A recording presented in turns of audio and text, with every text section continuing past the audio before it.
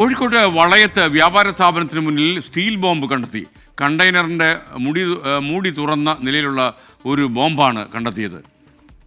വളയം പോലീസ് സ്ഥലത്ത് പരിശോധന നടത്തുകയാണ്. നിഖിൽ പ്രമേഷ് കോഴിക്കോട് നിന്ന് ചേരുന്നു. നിഖിൽ, എന്താണ് ഈ സ്റ്റീൽ ബോംബിൻ്റെ പുരാണം?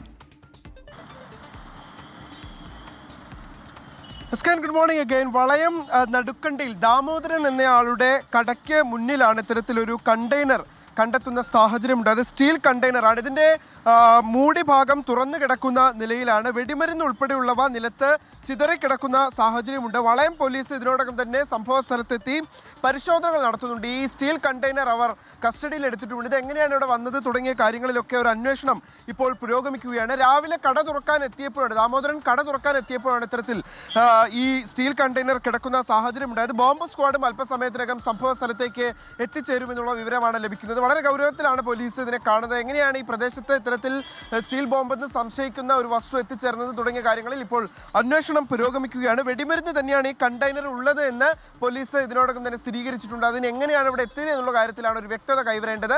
അതിനുവേണ്ടി വളയം പോലീസ് സംഭവ സ്ഥലത്തെത്തി പരിശോധനകൾ നടത്തിക്കൊണ്ടിരിക്കുകയാണ്.